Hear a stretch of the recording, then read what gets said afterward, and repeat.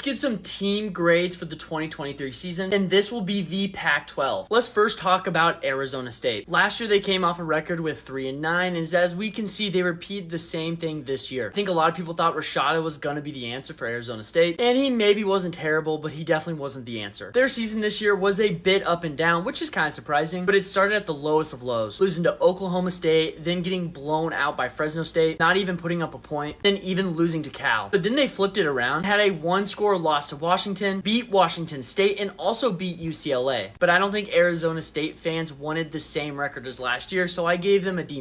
Next, we got Stanford. This team was in the same boat as Arizona State, as they went 3-9 last year, and once again 3-9. One of the low points in this team is they lost to an FCS school early on. But they did have a super exciting game and got a statement win against Colorado in overtime. Honestly, I think most of us weren't expecting anything out of Stanford this year, so going 3-9 is a kind of about what I expected. So that's why I gave them a C-. Nextly, we got Cal. And honestly, I was pretty wrong about them this year. I thought they were going to look very lifeless in a lot of games and have a record of only like 4 wins. But they lost the games they should have lost and won the games they could have won. Plus, only losing to USC by 1 point was a very good loss for them. Overall, I think Cal fans are super happy and excited for next year, so I gave them a B+.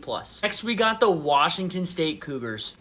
This team was something I can't even put in words. After beating Wisconsin and then beating Oregon State, I was unbelievably so high on this team. And then they absolutely just fell off a cliff. This offense was so electric, but the defense was so suspect. I really don't think that record shows how good that team actually was, as in most conferences, they would have been a bowl eligible team. So you could have maybe gave them a D, but I gave them just a C-.